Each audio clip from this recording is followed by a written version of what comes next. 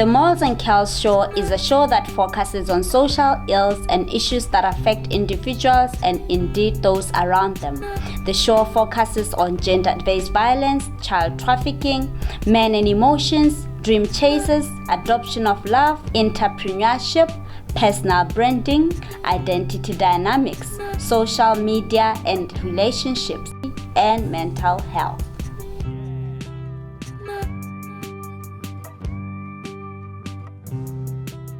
Dumelang batswana bethu, welcome to the Morals and Kells Show. I'm Molly Malomo. And I'm Kelly Bullied. Today we are discussing cyberbullying.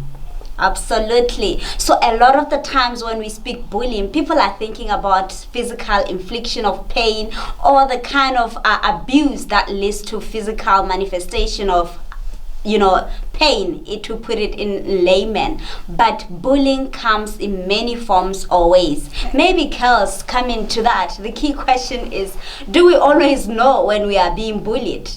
I don't think so, Mose. I think what normally happens is that there are people who do it as an initiation type of thing. Why it's we had a word where they used to say I have an incident actually that I would like to share with you. Okay. I don't know if I've ever told you about this, but one time we were sitting for our evening preparation, right? Yeah. And these big guys came in wearing suits and they started walloping us and telling us that we're making noise, only to learn the next day that they were actually Form 5 students. Oh my so you God. see, sometimes people just bully but with the intention of maybe initiating you. So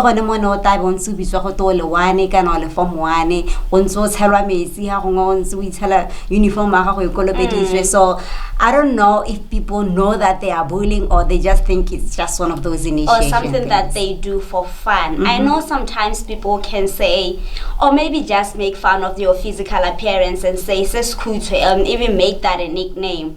But depending on your level of esteem, that may appear as abuse.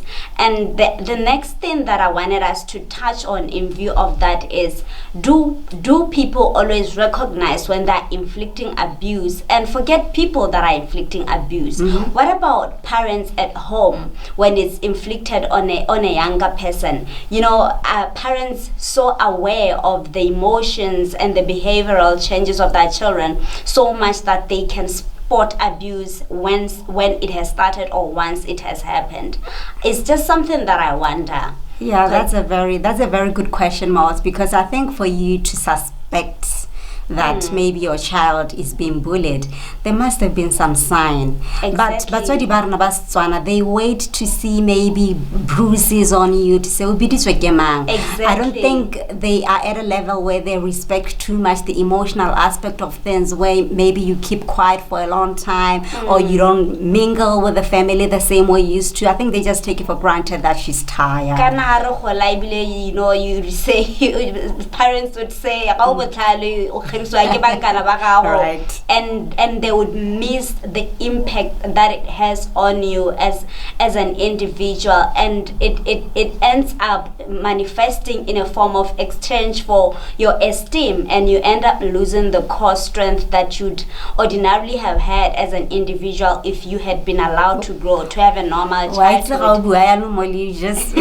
You just make me aware that I think even the elderly in so saying can be bullies without even knowing it. Yeah, with such utterances like, why are you dull? Why are you not performing well at school?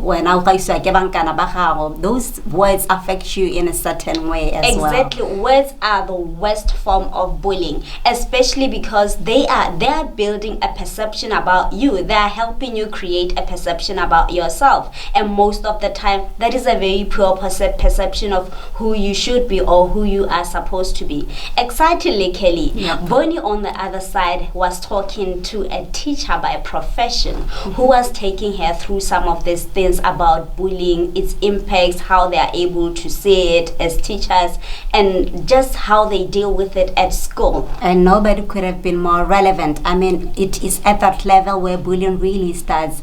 At the level it is done innocently. What they miss is that they're probably building a character, and they're probably, growing these certain elements within their behaviors, which will make them even more violent citizens of tomorrow. Yeah. So let's just hear what Bonnie has for us.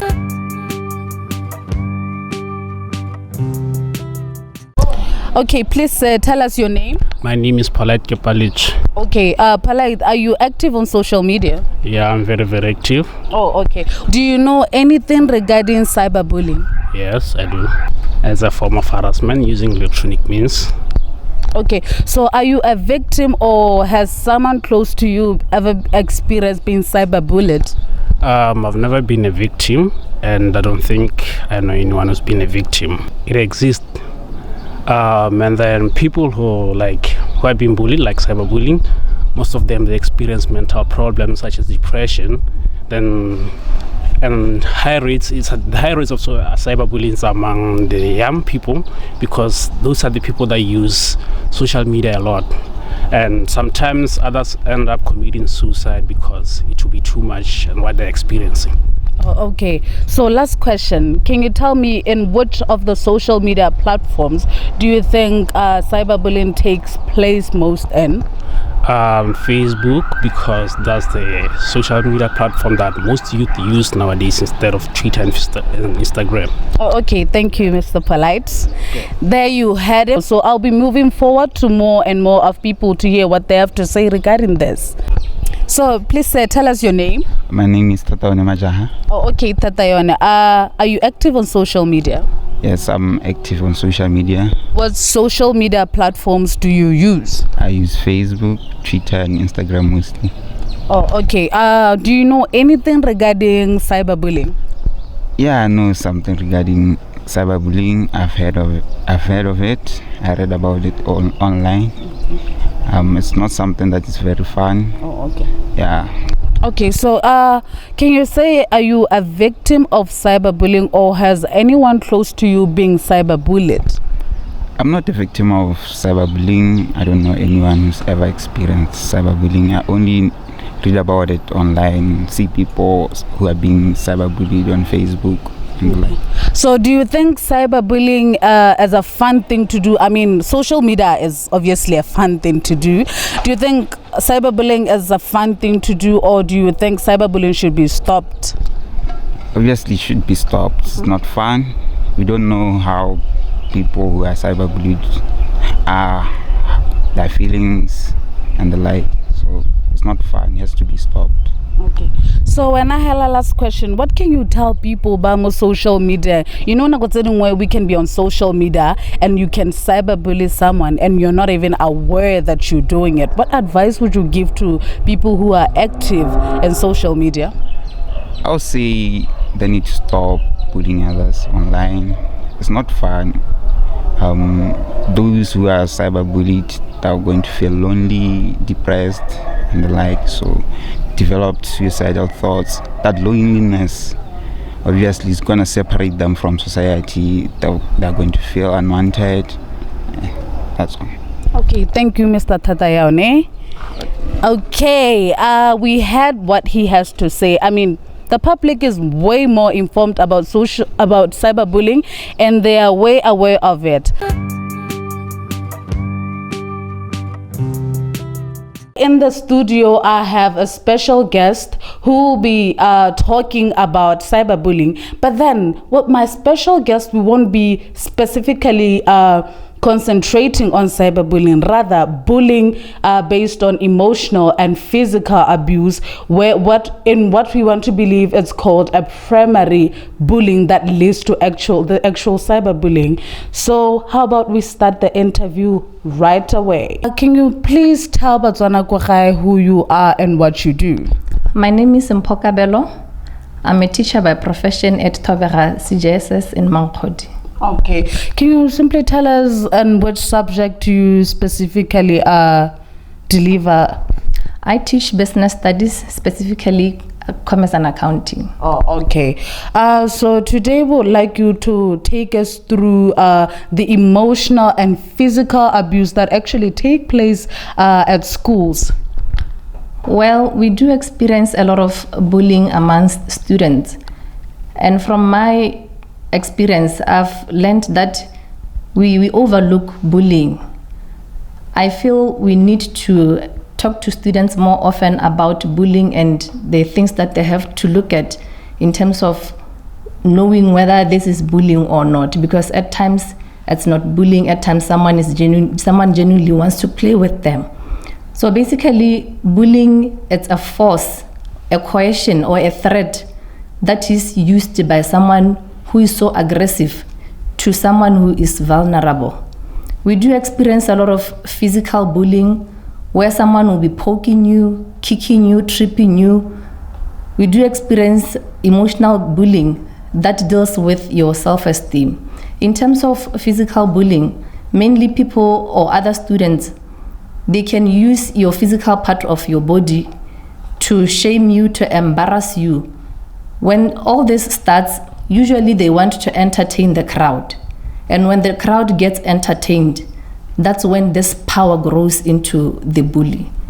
As a teacher, can you tell me what do you guys notice when one of your students is being troubled, or and then they come talk to you about it? We don't notice instantly because students tend to keep it to themselves for quite a long time, until when they get fed up with being treated the same way over and over, because the bully will make sure that they do it over and over again, until such a time when maybe it's name calling, until such a time when the students doesn't like it, given the response from the crowd, that the crowd will be laughing now. That's when they can see that, no, this time around, this thing is not really proper. That's when they come and report. What effects can you say this emotional and physical abuse have on the students? Usually the effects that come along with being bullied, it's that you learn that a student will be anxious a lot of time. They get panic attacks. They tend to cry easily. They get isolated. They sleep a lot. So these are the signs that we encourage parents to look at them even at home.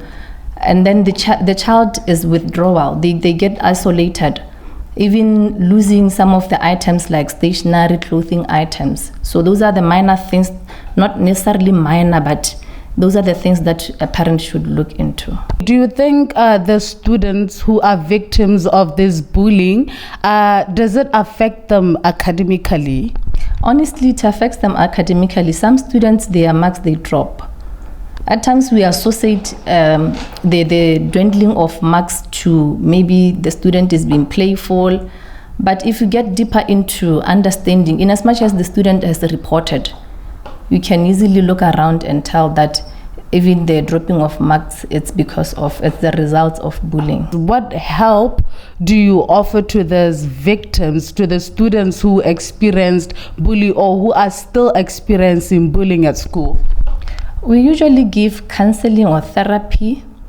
We also have anti-bullying teams at school where we'd ask, like crime prevention committees, where we ask students to report to their fellow students. Then it can be channeled to the guidance office. And then again, we also encourage parents to have a safe and open relationship with their kids, so that they're able to speak anything that happens throughout the day, so that when the student gets home, they're able to tell the parent what has transpired throughout the day, good or bad. Do you think the cyberbullying that is growing in large numbers in our country, do you think is it a result of this bullying of emotional and physical abuse from school?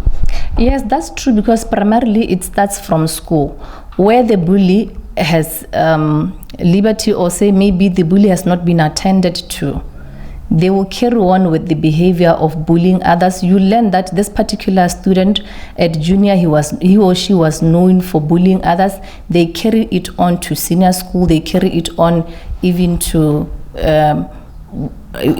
life when they grow up. So it eventually comes to cyberbullying, because this person got over it for quite some time. Now they get used.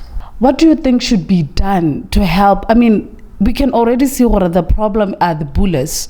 I mean, in order to stop cyberbullying, we need to deal with the bullies at a tender age. Personally, what do you think should be done to curb such problems? I think during orientation, when we receive Form 1 students, these are some of the things that we need to talk about, and we point it out. the items, item by item, to say, if you see such and such a thing happening, know that it's bullying. We need to make students aware of what bullying is. Also, we need to constantly invite other stakeholders like police officers, counselors, as well as parents, so that they also come into schools to talk to students about what to look into. Do you think parents are aware of this issue, and how much are they dealing with it? At times, parents are not aware. They might be aware, but in as much as, especially in public schools, I think parents don't give so much attention to students. If we look at the little thing like checking students' books after school, we don't get to ask our kids, how was your day at school? In that manner, we are not able to tell, or we are not able to know how the kid is surviving at school. So as much as bullying takes place in one person for over a long time, it eventually affects them even when they grow up, because it kills their self-esteem. Mekabo had a full plate of information regarding emotional and physical abuse from school, which she also indicated that this is a result of cyberbullying, which is a major concern nowadays in our country. Now back to you, Mos and Kels.